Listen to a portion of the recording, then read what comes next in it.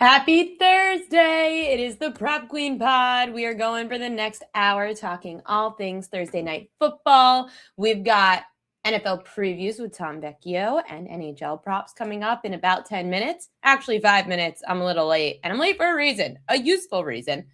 Dr. David Chow, 5:30 p.m. Eastern Time. If you have any questions about how to attack the NFL this week because of all the injuries, get them ready in the chat. Dr. Chow is going to help us. 5:30 p.m. Eastern Time.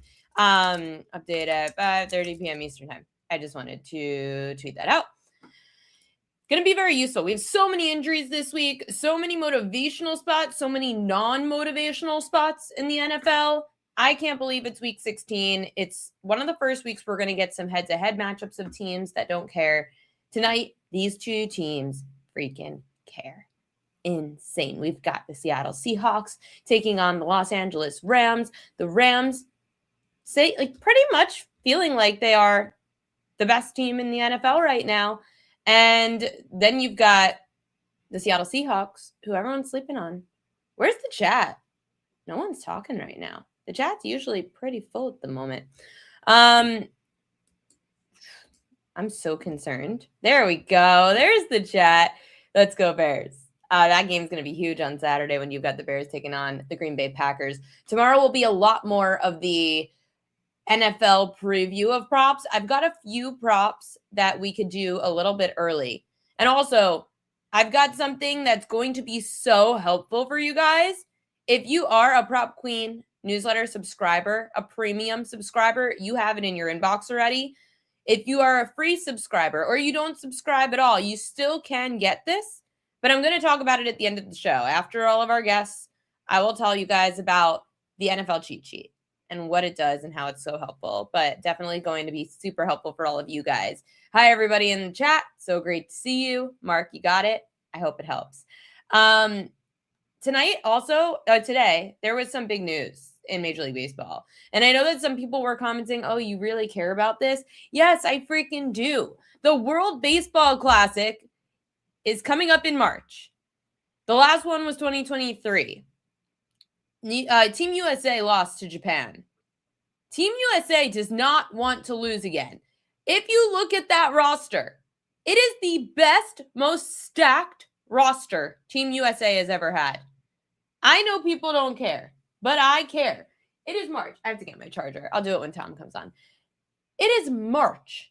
There is not much after March Madness going on. It is the perfect time for baseball to capture the spotlight. Not only is Team USA led by Aaron Judge, today, the big news, Team USA got Tarek Skubal, the Cy Young winner, to join Team USA. So now your starting rotation has Paul Skeens and Tarek Skubal in it. You've got David Bednar and Mason Miller to close out games. You've got some of the best bats in baseball. Aaron Judge, Bobby Witt Jr. Why am I blanking on more of the names right now? I just made a whole video on it, and now I'm blanking on the rest of the names. So we've got a ton of big names filling out this Team USA lineup. I'm really excited about it. I don't know if they're going to give us the option to bet it, but we do know that Japan has been pretty much top 3 every freaking year of the World Baseball Classic. Team USA won its first in 2017. They've missed the finals a few times. There is no way, if you look at this team, there is no way that in March, Team USA can lose before the finals. There's no way. They're that freaking good this year. But that's in March, so who cares? I just care. I was really excited, and I've been missing baseball, especially after yesterday. It was just such a dud slate. We had a few NHL games, a few NBA games, but not much. And it's also funny that the Knicks are not going to be raising a banner in Madison Square Garden like the Lakers did. And I don't know if you guys saw my video because I wasn't on yesterday, but on Tuesday I posted it. If you're looking for a future, just based on a silly short amount of trends that we've got for the 2 years of the NBA Cup, the NBA Cup runner-up has done better than the NBA Cup champion the last 2 years. Last year, Oklahoma City Thunder was the team that lost to the Milwaukee Bucks in the NBA Cup. And who won the NBA Finals?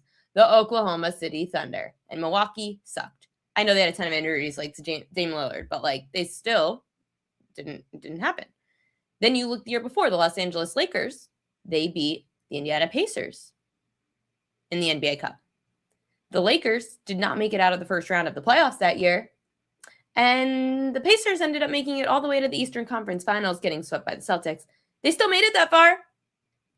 The Spurs are 13-1 to win the Western Conference. Just saying. Just saying. Coming on the show now, we've got to get some Thursday Night Football action. We've got to get some NHL action, a preview into the NFL Week 16 slate on Sunday. It is the one and only Mr. Tom Vecchio. Hi, Tom.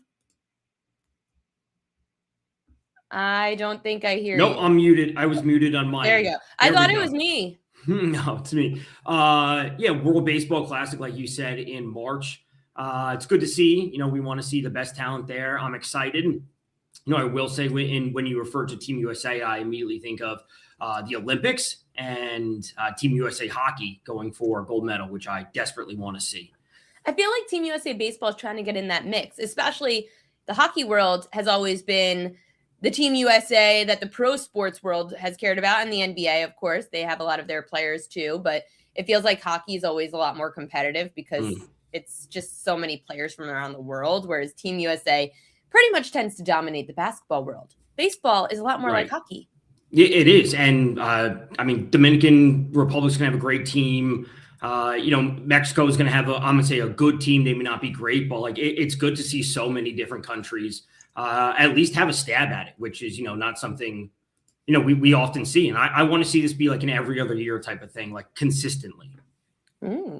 Okay. I don't know if the players would love to see it, but I feel like at least having it every few years, you get more players involved because it's not, I don't want to do this thing again. It's okay. We don't do this often. It's once every 3-4 years, maybe every other year. And I even think every other year could be a lot, but you get some players in their prime, like an Aaron Judge, for example, multiple times, except if they win it all, I don't think you're going to get Judge doing it again, That's fair. It's fair. Like I would say the same with Skubal. It also depends on where the players are in their career, to your point. When we'll it also depends on Bobby Witt. He would play every year. If they don't have a shot at the playoffs of the World Series, some of those players would be willing to play every year. Ellie De La Cruz, they made it to the playoffs once, but are they going to be there consistently? He may be willing to play every single year for his country. And I think that ultimately it's a good thing. It's a great thing that this year we're just seeing all of these Team USA players really stacking behind because losing the way that they did to Japan was so heartbreaking. It was so close. Japan was an absolute gauntlet. They still will be. Ohtani will be back. Yamamoto will be back. Imanaga will be there. Plus all the other Japanese players that we don't even know about that are better than half of probably our major leaguers because it's Japan. So I'm excited regardless. It'd be great to see Team USA win in the Olympics, then Team USA win in World Baseball Classic in back-to-back months. That would be awesome. But it's also good to see so many different venues being used across the world for them, which I think is the best part realistically. Yeah, and hey, you never know if there's going to be a baseball season the year after or not. But let's get into what we know is in season. We've got Thursday Night Football tonight. We're on the same page. People are forgetting that Parkinson played for Seattle, and now he's around the last couple of years. But he started his first 4 years of his career in Seattle. Didn't have a great first game against the Seahawks. Why is it going to be different this time? So there's so many things going on. Obviously, the big note that everyone's talking about today for this game is the weather. And it's not a whole lot of rain. It actually may be dry for some portions of the game, but the wind, there could be some serious wind. And it's supposed to taper off as the game goes on. But, it is still something to pay attention to. So I like Colby Parkinson, first and foremost, Seattle, their fourth most receiving yards allowed, specifically to opposing tight ends, sitting at 952. We know that Davante Adams is not expected to go. So generally, we should be seeing more of the coverage, positioned towards Puka Nacua. But ultimately, it's a great matchup positionally for Colby Parkinson. He also comes in with the now highest red zone target share on the team with Davante not expected to play. We see the Rams very often using 13 personnel with 3 tight ends out there. And he's one of their main pass catchers now outside of Puka Nacua. So no Davante, the wind's playing a factor. Colby Parkinson has a lower ADOT, which is average depth of target. So it's not like they're going to be throwing the ball downfield to him and the wind could impact it. It's no, these are quick off the line type of passes that Parkinson really should be able to bring in. I want to say 7 targets tonight. And if he has 5 catches, 5 catches should get him over 38.5. That's what I'm really looking towards. I'm also playing Parkinson. It's on the rise too. It was 35.5. Right. So this number's been moving. I'm also playing Parkinson for the FanDuel TD jackpot. He's at plus 200. The odds are what they are, but really just for the promo. Again, booty ruined my life. I am sorry. I was rushing. Nuts.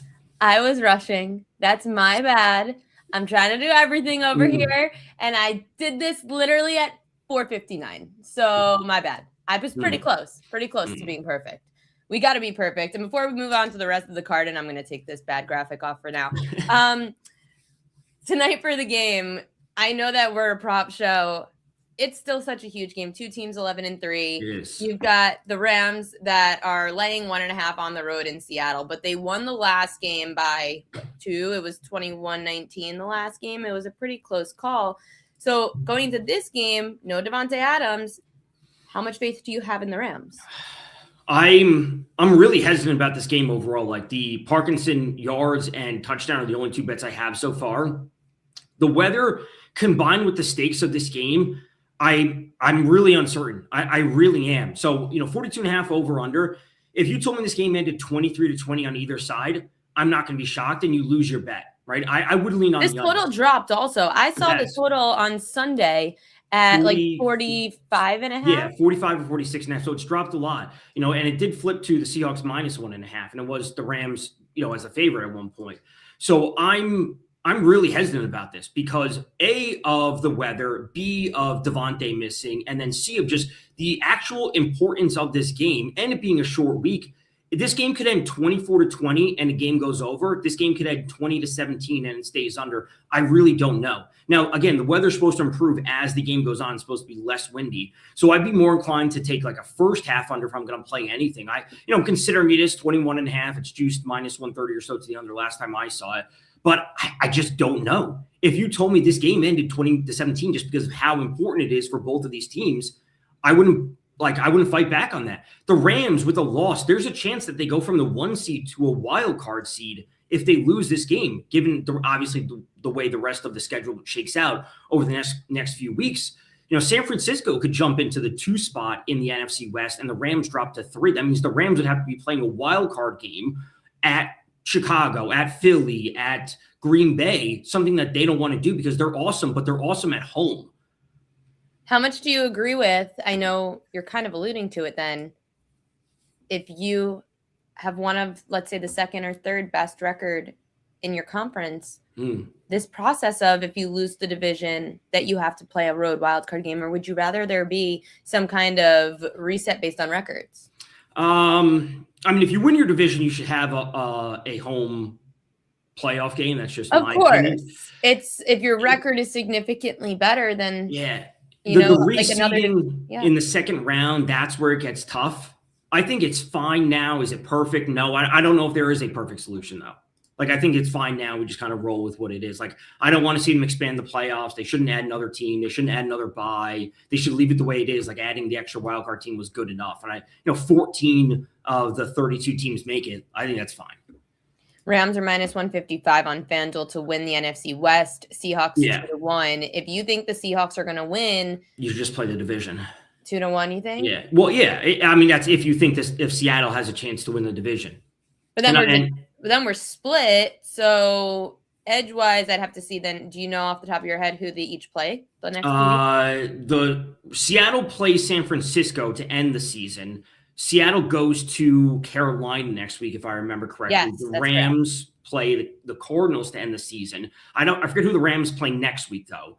But if they lose this, and then the way Seattle strength of schedule works, there's a chance that Week 18 game for the Rams is meaningless, and they've already are locked. Rams get Atlanta. So they play Atlanta and then the Cardinals.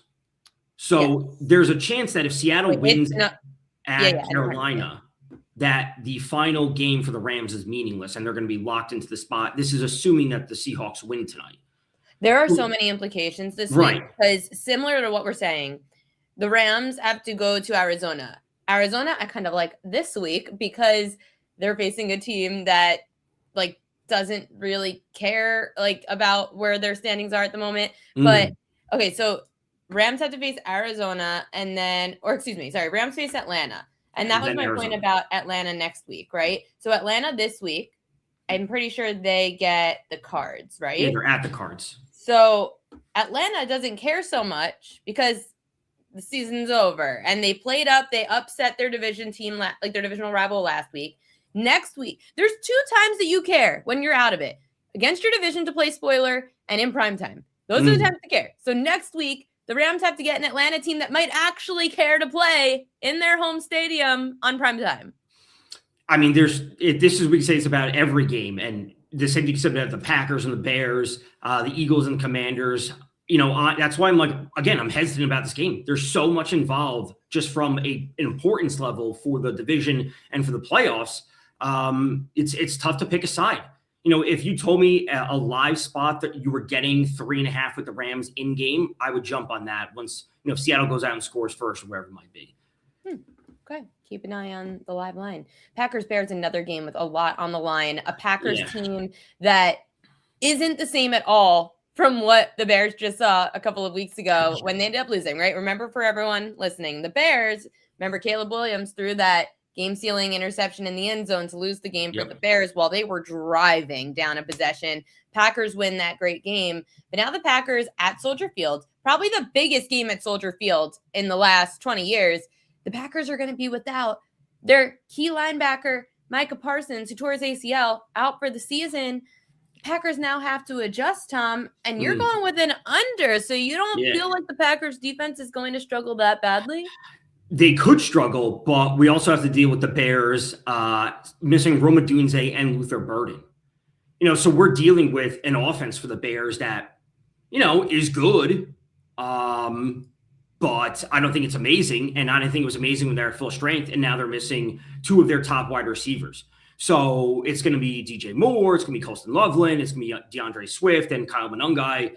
But again, we're talking about like a classic NFC North matchup. This game, this game is on Saturday. It's not on Sunday. We have to remember that.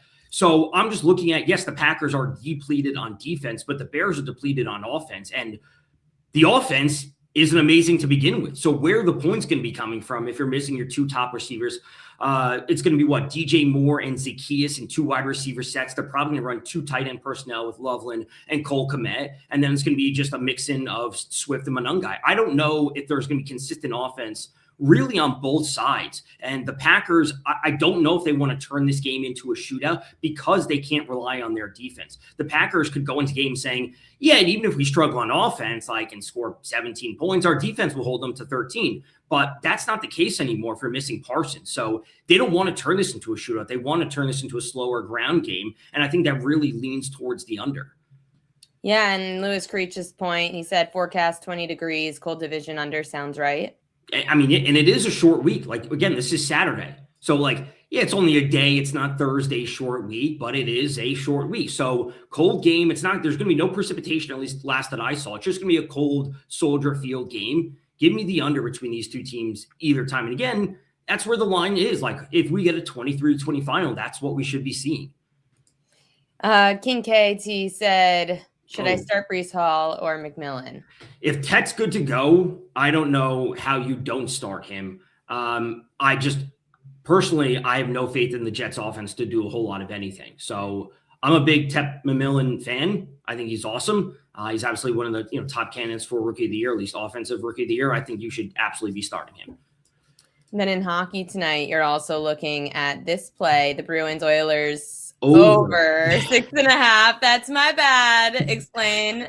Really straightforward. Both teams are in the top 10 of the league when it comes to scoring. Both teams are in the bottom 11 of the league when it comes to goals allowed. The Bruins are surprising me this year. And I thought they would be, maybe fighting for a wild card. They'd fall a few points short, but they're getting a lot of scoring from some of their depth players overall. And obviously the Oilers are the Oilers with McDavid and Draisaitl. No matter how bad the goaltending and the defense is for the Oilers, they can still go out and score a ton. So, I see this as largely a coin flip. The Bruins are getting plus money at home, so I would lean with the Bruins certainly. But this game ending 4-3 on either side is absolutely on the table. Okay, guys, I was wrestling today, and it is taking the over on the Bruins game. That's my bad. Whatever. And then it happens. And then I also messed up saying Michael Parsons was a linebacker. He's a defensive end. I got it. I was trying to send Dr. Chow his link This is what happens when you try to put. It's a one-woman show. You're doing it by yourself. I know. It happens. It's take the over and the hockey. Over Bruins Oilers tonight. That's what I like. There were some crazy moves that happened throughout the NHL, Tom, in the last week. Where are you going to have to adjust? Which teams? Who are you just waiting to find out about? Who are you going to back some of those moves? So as of now, nothing. What's today? Today's the 18th, right? So in 3 days, there's the roster lock for Christmas. There's like a week where they can't make any moves. So I'm still waiting for like the big trade to come through, which I'm not sure what it is. It could be from the Rangers moving off of Artemi Panarin just because the Rangers are terrible. He's on expiring contract, all these sorts of things. I'm still hesitant to back any team. The Avs are absolutely unbelievable. They are the best by far, but you're never going to get a good number if you're betting into one of their futures. So I would look there. I would look to fade a team right now like the Lightning. They are certainly struggling. I think they will be fine when it's all said and done, but I wouldn't look to back them at a heavy price at minus 150 money line. I think looking to continue to back the Islanders, especially when we're getting good prices on them, is good. I think that the books and the public still haven't bought into them fully, but they are a good team. They will be pushing for a wild card. So it's nothing too crazy to start the season. But I'm just waiting for the Olympic break and the trade deadline. Those are the two next things I'm looking for. And yeah, the Habs are really good, and I think they should continue to improve. They have a ton of young talent, and I think they're going to be here every year moving forward. For hockey, you said you're waiting for the break. The Olympic break. When you say you're waiting for it, what do you mean? So, like, just for a little bit of a larger sample size for teams to settle in. And when we see breaks like this, especially teams that don't have a lot of players going, like the example I use is last year when it was the Four Nations tournament. After the Four Nations tournament, which was, like 3 weeks essentially, it was kind of like a test run for the Olympics. It was so good, by the way. It was. The Flyers brought back, I believe it was 5 or 6 players off of IR. Back for the first game. So you're getting like a third of your roster back. Like that injection of talent is so much. So teams that aren't sending a ton of players to the Olympics, them getting healthier, essentially resting for 3 weeks is something not every team can do. So mediocre teams that don't send players, when they come back, they'll be ready to go and the continuity will still be there. And it's not like any of their players are being banged up or worn down. So I want to back mediocre teams that don't have a lot of players involved as long as I'm getting plus money, because they should be ready to go. They should be looking at it as an opportunity to say, we can now jump on teams and take points because they were missing so many players. They're now worn down on extra games. Now, speaking of teams that at least in their in-season tournament, they didn't have to worry about, I guess, extra games per se, just more competitive, the NBA Cup. I know you watch basketball, but you've been kind of staying away from it. The Knicks winning the cup, how do you see the teams like the Knicks, the Spurs, any differently, if at all, throughout the season? I would say this isn't as much for the Knicks. I would say this is more of like a building moment for the Spurs. Like this is like a little taste of postseason where the Knicks have been to the conference finals. Yeah, they haven't gotten, over the hump to the finals, but like they have veteran players. The Spurs, this should be something that like galvanized them as a team. It's like we struggled a little bit but then we got to the end. We didn't overcome it, but like what can we learn from that? And like that's a team that, I think we will see. The books obviously never give us a favorable line, but we have to find ways to bet them. And that may be a team total because they're scoring more. There may be something to do with their defense because they're learning how to play in more important games. Something along those lines is what I would ultimately look to take away. Tom Vecchio, catch him at Tom_Vecchio1 all over social media, especially on X. Are you going to have an anytime touchdown prop for us for the weekend? For the weekend, I mean, maybe I will tomorrow doing a show from 7 to 9 in the morning. So I'll do that. Saturday, I'll be live 4 to 8. Sunday, I'll be in studio from 1 to 4. So I'll have all my picks will be on the shows. So it's always there. Catch him over at Sports Grid all those different times, and I'm sure he'll update you on his X page, Tom_Vecchio1. You are the best. Good luck tonight and this weekend. I'll see you next week. Of course. Thanks for having me. Coming on now, we've got the doc himself. And if you don't know, it used to be Pro Football Doc. But now it's SICScore.com, SIC-score.com. You can check out all the different ways to take advantage of injuries throughout the NFL markets, NBA, Major League Baseball. He's ventured into all sports. But Dr. Chow, his specialty is the NFL. Obviously, it's being a doctor, but he was the Chargers doctor. And his boy, Phillip Rivers, is back in action, and I can't wait to see what he thought. Dr. Chow, it's been a while. Happy football season. I haven't seen you since the start of it. I know. I haven't seen you since the Ravens were up here, and then they were down here, and then they were up here. Oh, you mean in the same game? They were up here and down here real quickly. I actually want to abandon the season, to be honest. Yeah, well, they're still in it. In it is good, right? In it is good. You were on McAfee this week? I actually wasn't on McAfee this week, but Pat and Peter Schrager shouted out SICScore and so what we were saying related to Patrick Mahomes and otherwise and some injury stuff. So I was not on it. I mean, this week, like featured. Well, talked about, hopefully in a good way, but talked about. How about that? Let's talk about Patrick Mahomes. Obviously, he just underwent surgery, so that's done. What is your timetable for his return? With just on the Pat McAfee real quick. Look, I love Peter Schrager, but I was interested that they both shouted out that they love the war room because there was a video for them. I'm like, Pat, you've got this whole studio. I thought that was interesting. That's fair, but you still built this really cool. I remember watching from the beginning when you just started, and you've really built it into something super helpful for people. Well, and I'm quietly proud of the fact that, you go on Sunday Night Football and a good part of the intro and during the game is, let's look at this Chiefs O-line with injuries here, here, here, here. And that's what's changed over time. Like there's more attention to the injury side. Look, and Patrick Mahomes stuff that you mentioned, look, I've had lots of Chiefs fans. I don't know, hate is the right word, but you know what you're talking about. Who cares? He's Superman. He's fine.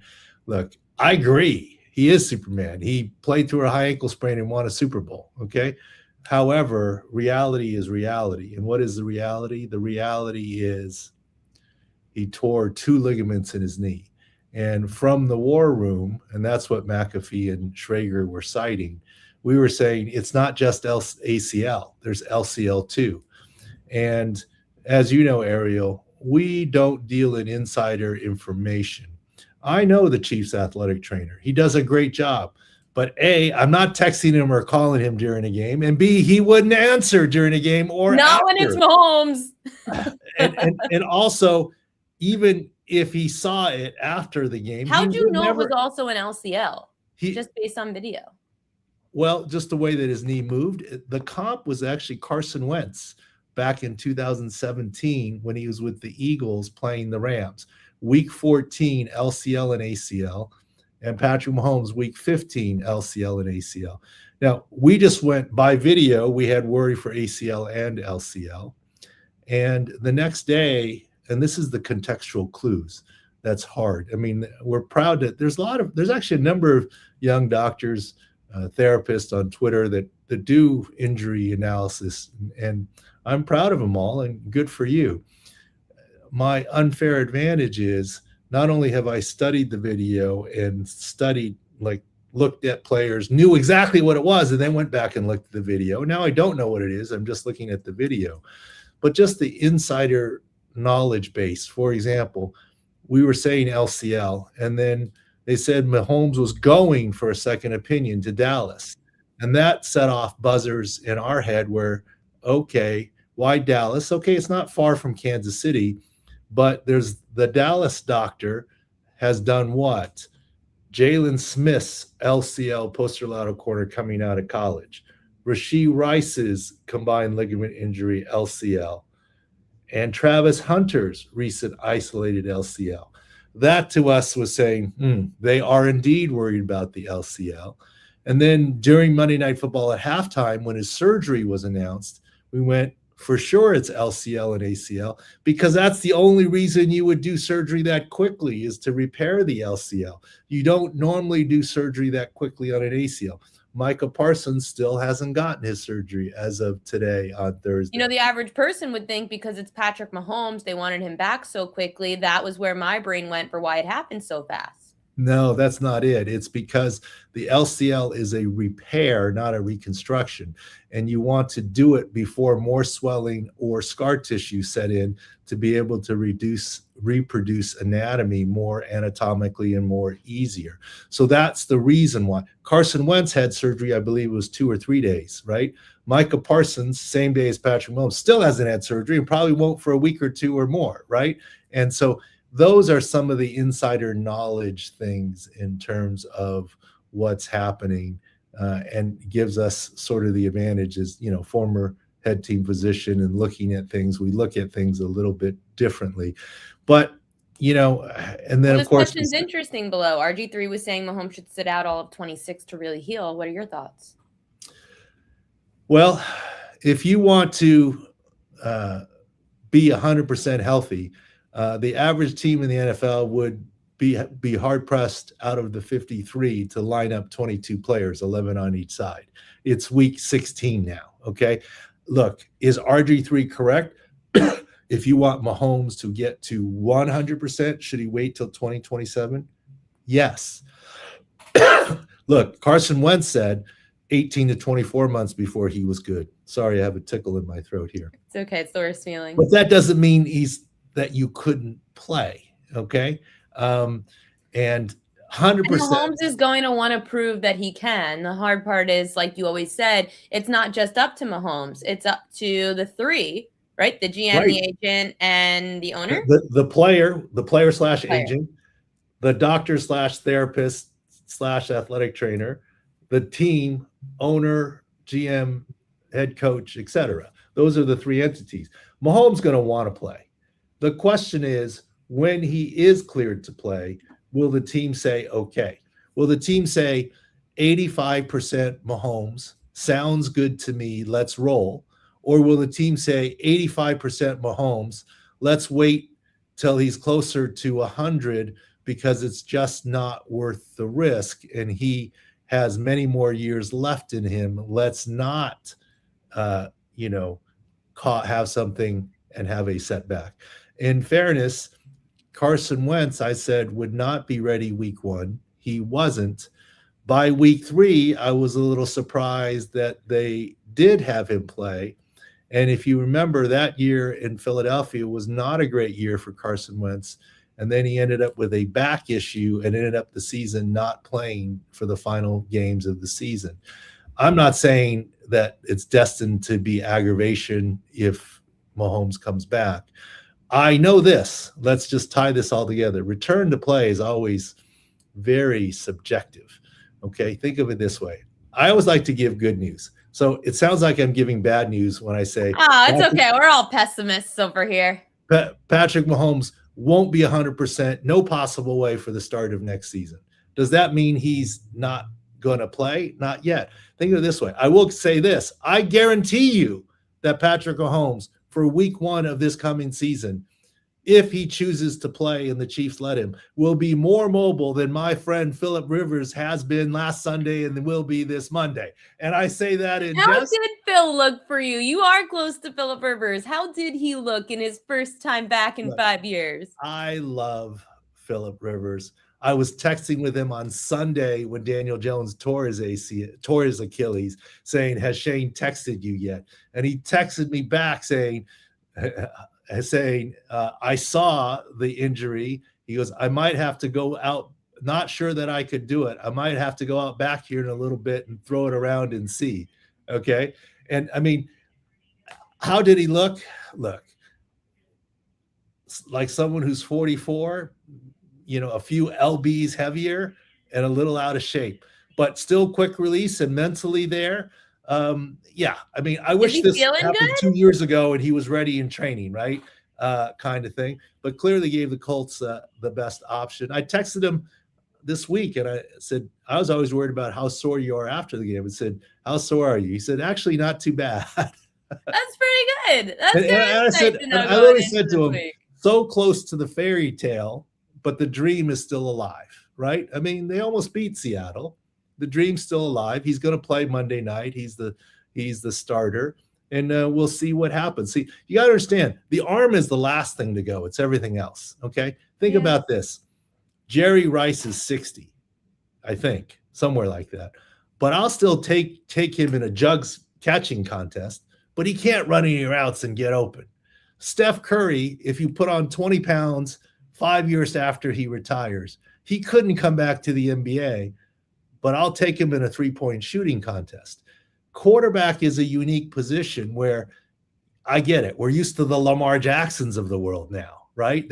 Everyone's like that. But to play in the pocket, Daniel Jones played in the pocket with a broken fibula limping around.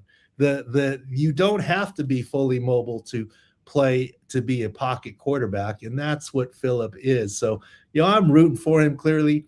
The one thing that I do have to say, and it probably has nothing to do with Prop Queen, everyone is sending me. My father-in-law sent me an article. Look at this Philip Rivers. They're saying that he went back to play. He's getting free health insurance now for 5 years. Fake news, okay? Let me tell you fake news. First of all, insurances, it's not because his insurance bills are through the roof because he has 10 kids. Health insurance, one kid costs you more, second one costs you more, third kid costs you more, then it's capped. There's a 3-kid rule for health insurance. So it's capped. So fake news there. Second of all, Philip Rivers is a full-time employee at St. Michael's as a coach. It's a Catholic school. The Catholic schools have good health insurance for their teachers and coaches. He already has health insurance. Third of all, yeah, it's a fun story, but you have to remember, and I knew this, that there wouldn't be a contractual issue. Philip Rivers is on the vet minimum. He only gets paid the vet minimum if he gets called up off practice squad. Don't you think he could have negotiated a $500,000 or $1 million bonus to sign? That would have paid for a lot more health insurance. It wasn't about the health insurance or the money. The guy's made $200+ million. He just loves football and loves this chance to help his friend Shane Steichen. So all this health insurance stuff, although technically it may I love that he's proved a point to the kids in his high school, though, saying, don't be afraid. I was afraid. I went out and did it anyway. That was such a great, valuable lesson. Yeah, and everyone saw him fall down. I tried to defend him he fell down right at the logo. And the logos, when it's moist with the paint, is slick. So he slipped because of the logo. Okay, the awkward fall and the little slow getup might have been because he's 44. But, I love the guy, great attitude, really rooting hard for him. And I'll tell you something else looking ahead. I hope they win this game. But let me tell you, as Philip said, coming on the field in Seattle, I'm not here to save this team. I'm here to be one of the guys, and if Seattle gets eliminated from the playoffs, is the day that Philip will remove himself from being the starting quarterback. Maybe he'll stay on and help coach the young guys, be it Anthony Richardson or Riley Leonard, but he's not going to insert himself as the starting quarterback if the Colts are done. It's not about his ego. It's about trying to help guys. Against the 49ers, his defense can do the trick, but a defense that definitely needs a little help is going to be the Green Bay Packers this week, Dr. Chow, because they're going to be without Micah Parsons. How does SixScore.com rate the Packers defense now going up against the Bears? What holes? How can we take advantage of it? Well, the Bears are the healthier side now. A few weeks ago, with the linebacker issues, all but one are back, and the final one might be back. Their cornerbacks are back for the Bears. So the Bears are a lot healthier now than they were a few weeks ago, whereas Green Bay, Delta-wise, week to week has gone the other way. Obviously, Micah Parsons, but also they've got some secondary, and Quay Walker's been in and out a little bit as well. But the Bears do have some wide receiver issues. We've been saying all along, don't believe in Rome Odunze. You can't rest 1 week and get over a stress fracture. And what happened? He was activated and then pregame re-injured it. And his season, quite honestly, may be done. He's out this week again. And Luther Burton, the ankle sprain, is likely out. So Chicago has a couple issues, But Green Bay also, their center has been out, and Zach Tom may be out again, their right tackle. So arguably their two best offensive linemen are out. So Green Bay has more health issues than the Bears. Ravens, Patriots, selfishly, I actually do have a question for both sides. I'm going to ask the selfish question first. Rumors swirling. Lamar doesn't look like himself. He's not playing like himself. I know they played well and shut out the Bengals. I still didn't feel that the Ravens played to the best of their offensive ability. Lamar's moving well. It doesn't seem like he's seeing or throwing the ball well, at least for me. What have you seen out of Lamar? Look, you follow Lamar very, very closely. Too closely. From a health perspective, I believe Lamar Jackson is fine. What else is going on? Hard for me to say. I just make observations. For example, when the Houston Texans put veteran running back Joe Mixon on non-football injury, I went, bing, something's not right there. And look at what's happened for this season. Something's not right. We don't know the whole story. There's something not right, no offense, in Baltimore. Let me make the observations. I love Jim Harbaugh. I don't know John Harbaugh at all personally. You hate John. I'm just kidding. I don't know him. From a doctor, from what you do perspective, you hate how he's so secretive. Oh no. I can make a case that I love it because it gives us things to talk about, True. Right? I'm saying John Harbaugh does do a lot of coach speak. You don't know when he's bluffing or telling you the truth, which makes Lamar's always sick. He's always sick on Wednesdays and Thursdays. Okay, so for Lamar, think about this. I'm just making observations. I don't know. John Harbaugh is an excellent head coach, and he's on top of things. I personally don't believe that he didn't know that Lamar Jackson was full practice after the hamstring and, I didn't know someone else did that, okay? I don't know what happened there, but there's more to it. And then every week it's been, our joke is head, shoulders, knees, and toes, like the kid song, right? I mean, different body part and 1 day of rest for Lamar every week. Wouldn't it be easier if he was just listed as vet rest, not injury related? But instead, every week it's a different body part. It's inviting the questions of his health. So I don't know what's going on there, but there's something is not completely smooth in that building. Is just my from the outside observation. I mean, right? What's wrong with just saying Lamar not injury-related rest? Something's really wrong in that Ravens front office. I don't know what it is. I don't know what's going on. It doesn't feel like the Ravens. It used to be such a great organization to play for. It feels like they are losing, whether it's the team, the coaching staff. Something has gone awry, and I don't like it. I hope that the season ends and they figure it the hell out, whether someone has to go or I don't know. I'm confused because this team has too much talent. But on the other side of this game, I saw a report yesterday. The Patriots had 3 linebackers and 2 corners not even seen at practice. What have you seen out of the Pats defense injury-wise? Well, the Pats have been healthy leading up to this point of the season.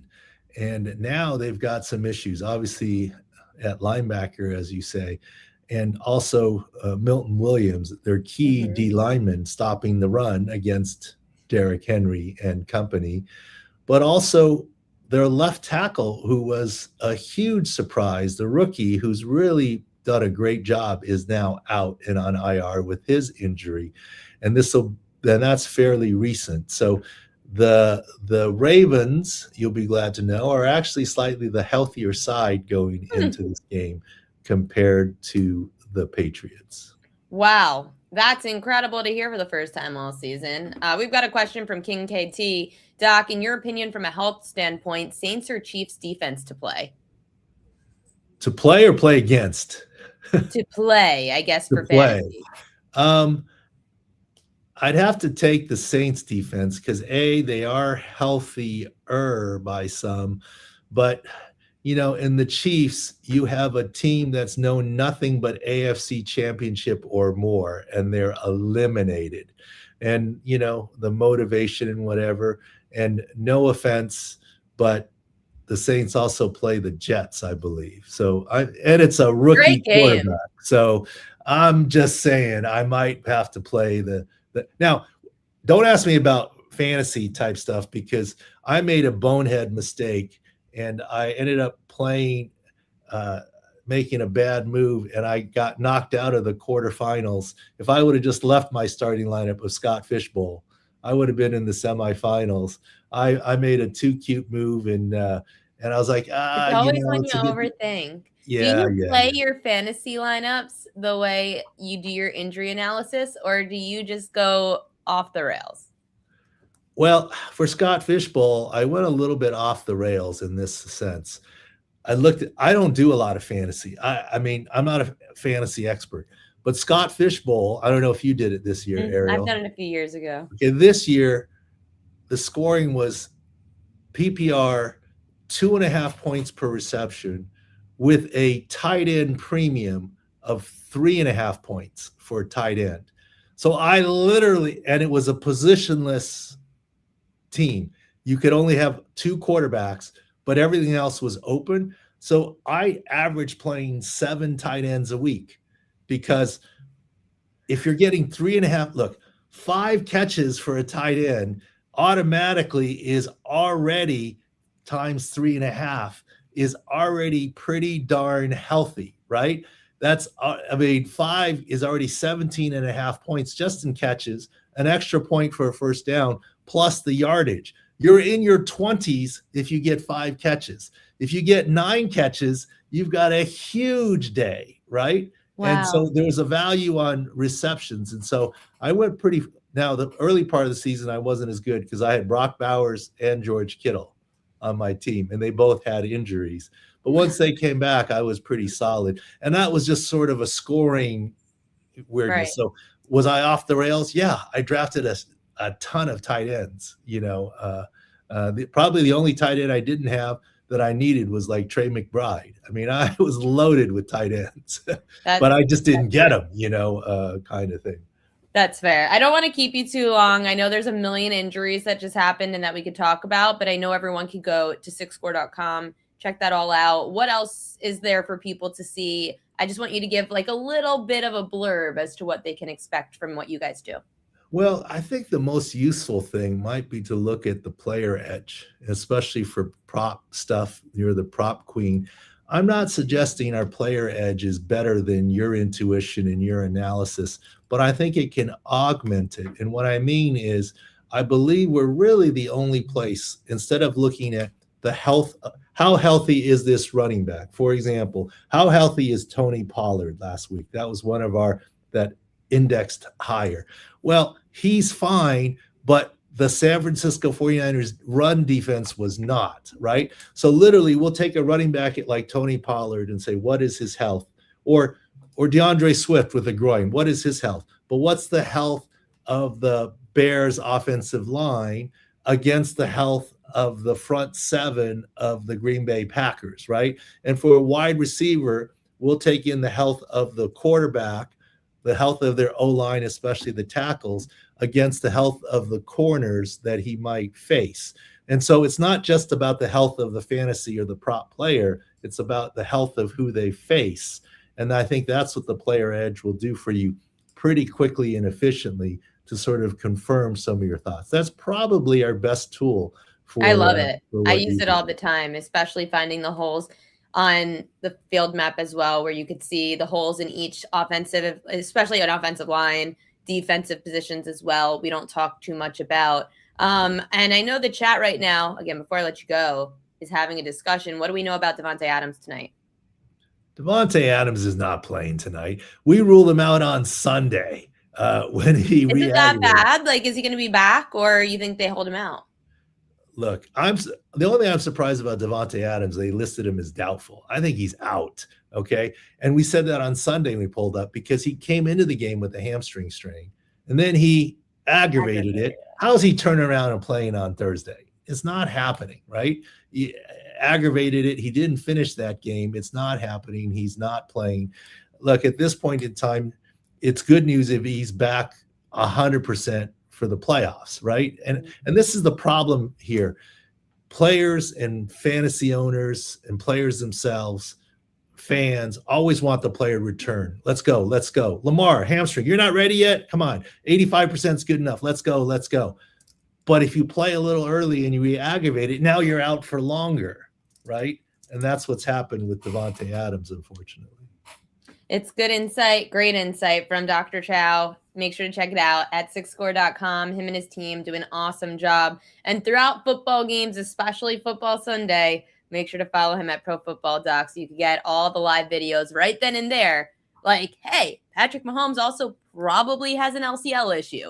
That's where you get it on Sundays. That's where I saw it, and I was like, what the hell's an LCL?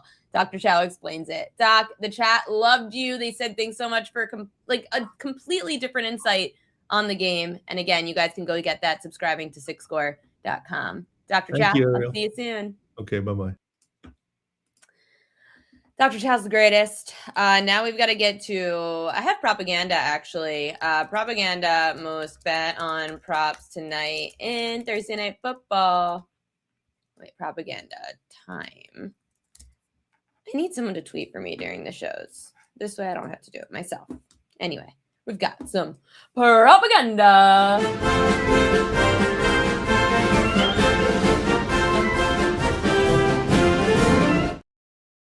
These are the most bet on props according to BetMGM tonight. 99% of money is on Rashid Shaheed over his receiving yards. Ferguson over his receiving yards. Oh, Mumfield also, I've heard about that one, over 8.5 receiving yards. Colby Parkinson, oh my goodness. The over on Colby Parkinson is one of the most bet on props tonight. Sam Darnold over interception. Kelly in Vegas saw that Sam Darnold was one of the most bet on props. She sent to me, John Ewing's tweet actually was that 99% of money's on the over for an interception. Remember, Sam Darnold threw 4 interceptions in the first game. Kelly put in her Splash Sports lineup that she is taking the less than a half an interception tonight for Sam Darnold, fading the public. Rashid Shaheed over his receptions and Mumfield over 1.5 receptions. People going to be looking for that edge without Davante Adams. Some of the more props that we've seen, again, the most bet on player prop, Sam Darnold over a half an interception. AJ Barner over receptions as well is a top prop. Most bet on anytime touchdown scorer. Colby Parkinson again. I'm thinking that people, I'm doing the research this week. I said, there's no way people remember this is like a revenge spot. I guess people are trying to find, again, those edges without Davante Adams in. But, gosh, that's annoying. Mumfield also an anytime touchdown scorer. Kyron Williams, Jackson Smith and Jigba, Puka Nacua. And remember the headlines. Puka Nacua is going to be sitting out the first series. I know it's not a lot. Puka Nacua apparently showed up like blatant. What was it? Like hungover or drunk? What was the notification I got? Actually, I have it in my group chat. I sent it to my chat. Puka Nacua reportedly showed up incredibly hungover 3 times this week, according to Richard Johnson, NFL. So the Rams are sitting him for the first series.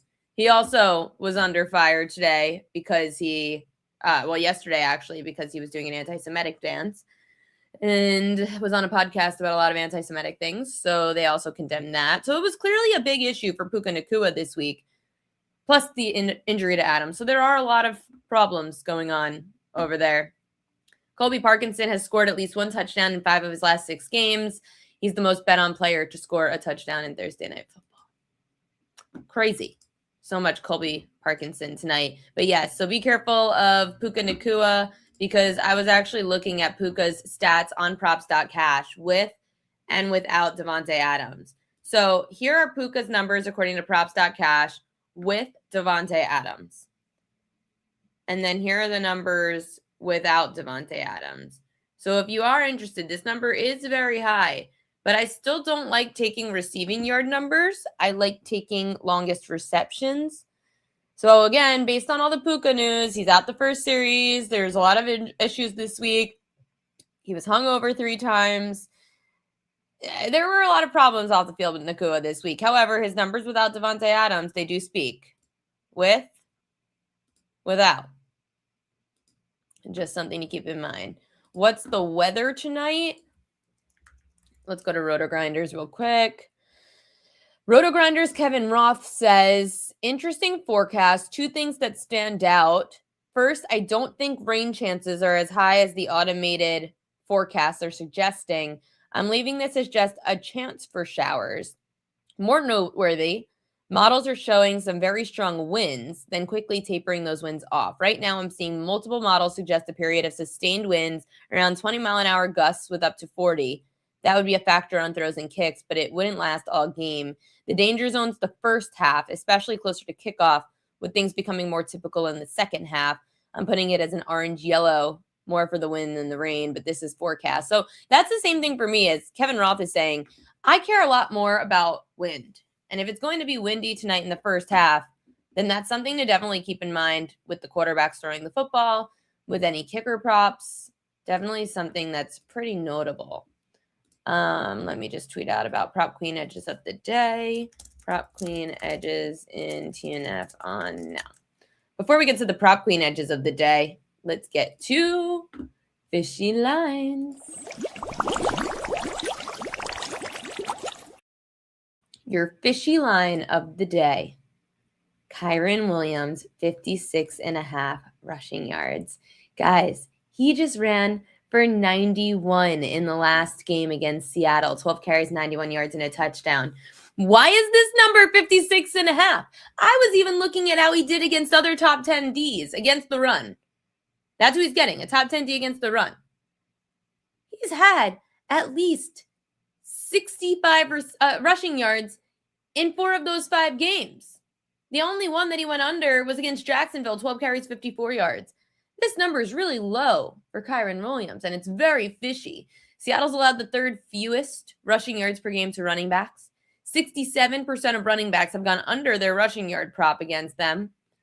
Be very careful tonight of that Kyren Williams line. Very careful. That one is scary. It is fishy. The numbers don't number, Sean. If the number's numbered, it would be like a 65.5. 56.5 is very low for Kyren Williams. I've got prop queen edges of the day. I guess I'll do those now, and then I'll tell you guys what I gave out. It should be in your inbox if you're a free subscriber or a premium subscriber right now at the propqueen.com newsletter. I'm doing something I've never done before. I'll give you the prop queen edges of the day, and then we'll talk about what I never did before that I'm doing now. Going to do it the rest of football season. It should be very helpful. It's going to help you narrow down the prop field the way that I do. I know Lewis said he got it. I know Mark got it. All the great subscribers we've got. Let's start with the prop queen edges of the day. Then I'll tell you guys what I'm giving for you guys to have to help your bets be, to help you be better bettors. And also then we'll get to royal locks of the day. So first off, Sam Darnold. Oh no.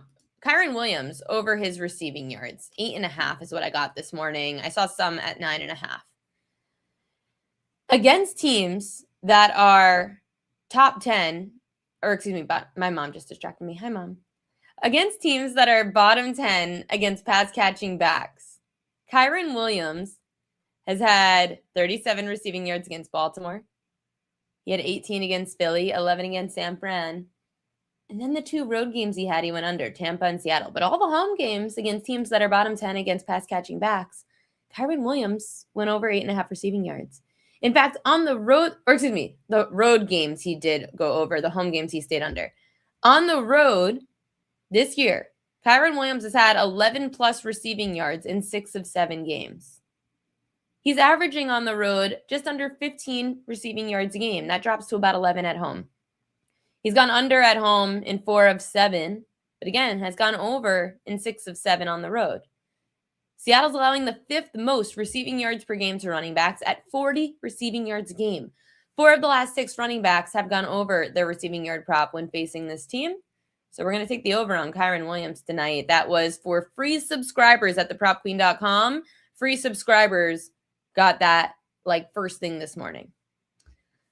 Seattle's quarterback Sam Darnold over 29.5 pass attempts. And again, remember, the newsletter gives you my long list, but the bet I actually know I'm going to bet in the morning, I give to all free subscribers because it's not a pick selling service. It's a research service. I give you everything of research that I've got. I don't bet all of these. I don't. And I openly say that. I give you all of these props so that way you guys can figure out which ones you like best.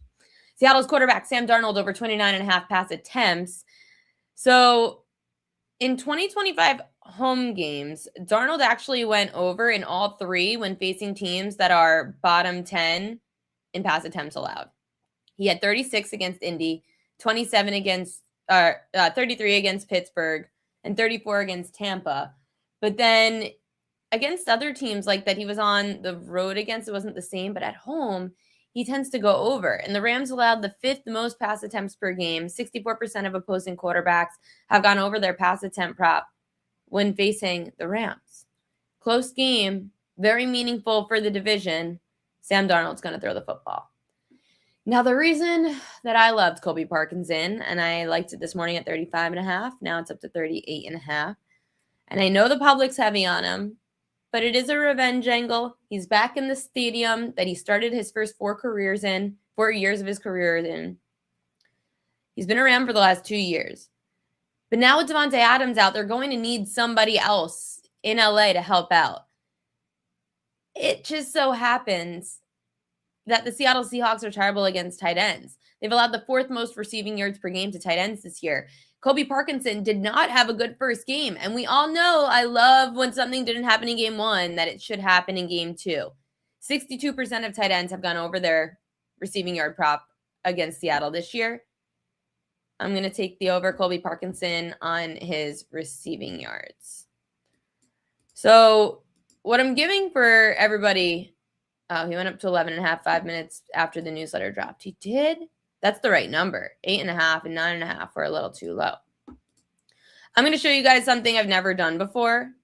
I'll give you guys a preview of it just now. Let me see. I have to find it. I have a million tabs up right now. PDF. This is the NFL cheat sheet that I'm going to be giving out every week. Does it not let me share a PDF on here? I guess it doesn't let me share a PDF on here. Hold on one second. I'm going to have to share it via the newsletter website. Now I'm going to have to pull it up again. Sorry, guys. Please hold. But I'm going to show you guys a really helpful betting tool that's going to be super useful for you guys going forward. Premium subscribers get it for free. So if you subscribe for $19.99 a month, you get this for free, like included in your membership for the premium subscribers at the propqueen.com newsletter. You don't have to be a premium subscriber, though. You can pay for this for $12.50, and you will get all of this in your inbox. Sorry, it does. Okay, maybe it'll let me share this. Share screen. There we go.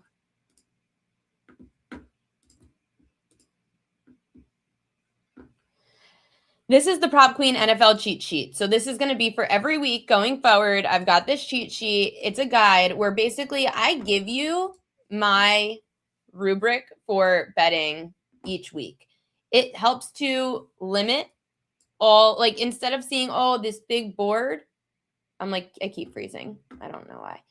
Instead of seeing this big board, you will be able to, what was the, am I freezing for you guys in the chat? Let me know because I keep freezing on my end sharing the screen. So this cheat sheet basically shows you the exact outline that I create for myself every week. I look and compare the teams that have the top and bottom defensively. Okay, I'm not freezing. Thank you, King K. The teams that essentially, I'm finding the defensive holes in the matchup every week. So, for example, this game, Thursday Night Football, I'm telling you the best looks. I love Kyren Williams over because Seattle allows the 5th most receiving yards to running backs. I love Colby Parkinson because Seattle allows the 4th most receiving yards. But I said, stay away from Puka, stay away from Kyren rushing yards because Seattle's defense is very good against that. And then I say Davante Adams is doubtful.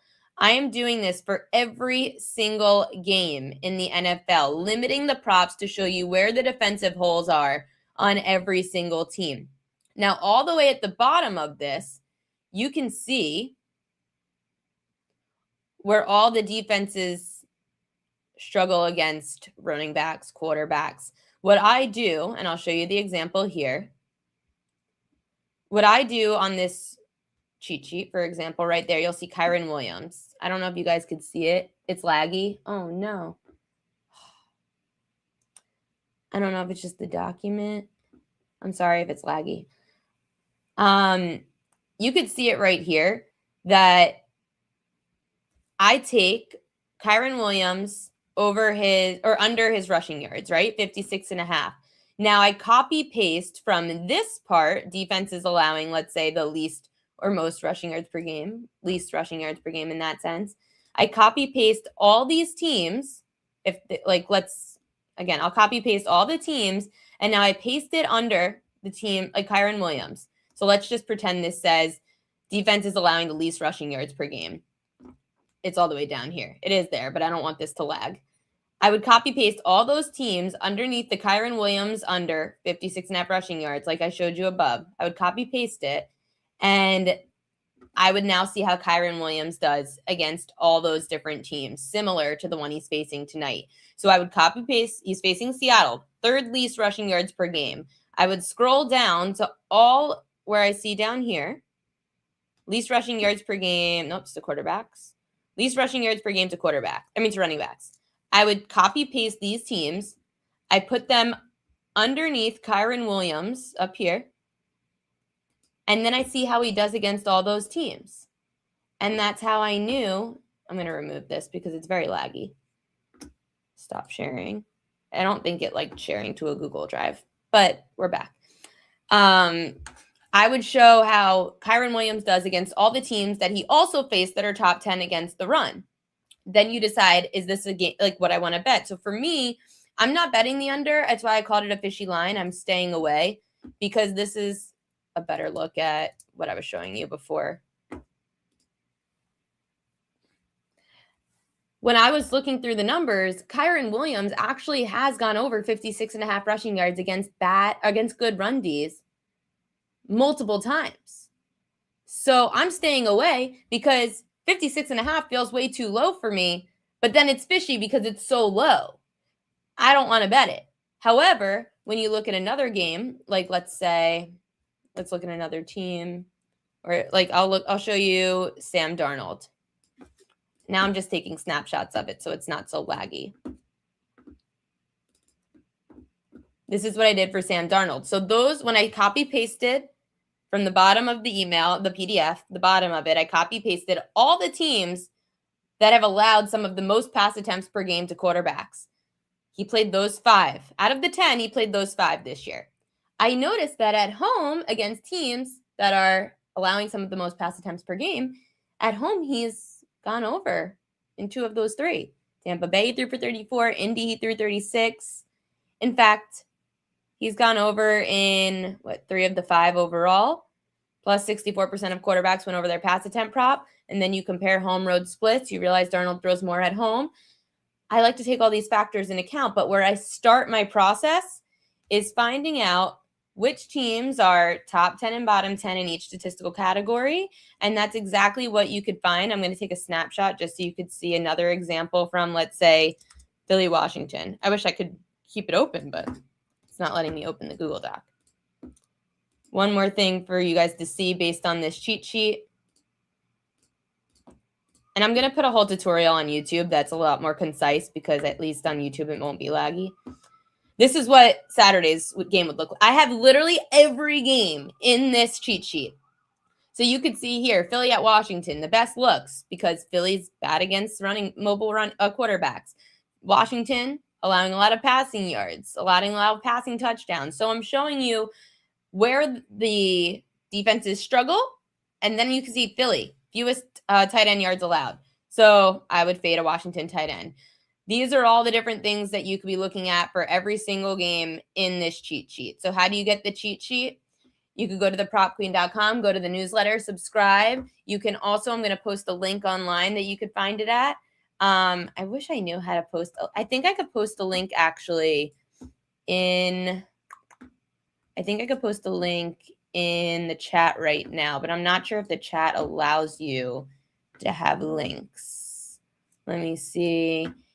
view on website. I'm going to post it in here and see if you guys could click it or just copy paste it maybe from the chat. That's the link where you could go buy it if you are not a premium subscriber. But premium subscribers, you should have this link for free in your inbox. Free subscribers, or you could just go and subscribe. Oh, thanks, Mom. She said it lets you click it. You could go buy right there for $12.50. You don't need to subscribe. You could just buy the cheat sheet right now for $12.50, or you could become a premium subscriber for $19.99, and you get this included with all the other long lists of props I give out every day on the propqueen.com newsletter. If you have the link on the news for the premium subscribers, you should have access to the link. But if you are buying it for $12.50, it comes in a PDF document that you can download. So let me know if you guys have any issues, but you should be able. This is my first time doing it, so I'm trying to figure out exactly the right process. Marley's here already. She's like, it's past 6 o'clock, Mom. You should be done by now. I'm sorry, Marley. Let me know if you have any issues because it is my first time. And if you guys have any suggestions for how to make the cheat sheet better, and I'll get to Royal Locks in a second. If you have any suggestions how to make the cheat sheet better, just let me know. Marley, get down, honey. Get down. I have to do Royal Locks. Okay, you want to stay up here? Okay.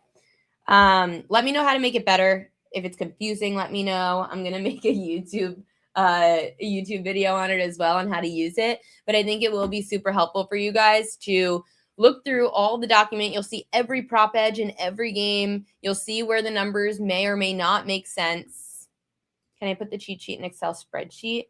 It won't let me. It won't let me upload. It only lets me upload a PDF, unfortunately. So it had to be in PDF form.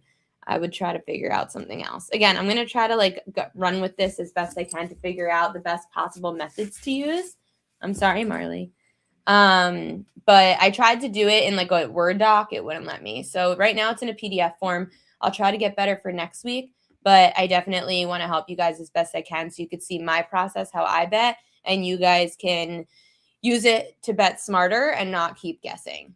Let's get to Royal Locks. The Royal Locks of the day, I didn't make a screen for it, but Kyren Williams over 8.5 receiving yards is my Royal Lock of the day out of the Prop Queen edges. Again, he's gone over this number in pretty much every game that he's been on the road this year against teams that struggle against pass catching backs. Has had 11 plus receiving yards in 6 of 7 road games this season. And he's getting a defense that's bottom 5 in receiving yards allowed to running back. So we're going Kyren Williams, Royal Lock of the day, over 8.5 receiving yards. You can check it out at my Pickett Sports site. Lewis Creech said the PDF link opened right up for him as a premium subscriber. So if you're a premium subscriber at thepropqueen.com, you should be able to get this easily. Again, you can go to the link I put in the chat and you could buy it for $12.50 at my newsletter account. Be a free subscriber on the newsletter. You could get that link as well. Go subscribe, thepropqueen.com. It's free if you want it to be, but you could pay to get more at thepropqueen.com newsletter. Thanks so much, guys, for tuning in. I hope this was helpful. I hope you guys learned something today, and I hope that you guys make some profitable bets tonight. Thank you to Tom Vecchio, and thank you to Dr. David Chow for joining the show today. If you missed anything, everything always gets posted to the YouTube page at Prop Queen Media. Make sure to go subscribe and hit that like button so that we can continue to grow this thing. The more we grow, the more you guys get in your bankroll. And that's not because we get better at betting. That's because we have more tools and resources to use, like this betting guide. That is not only me giving you the answers. It's not the point. The point is to help you guys be smarter bettors, get better information, and not keep guessing. Good luck tonight. See you tomorrow.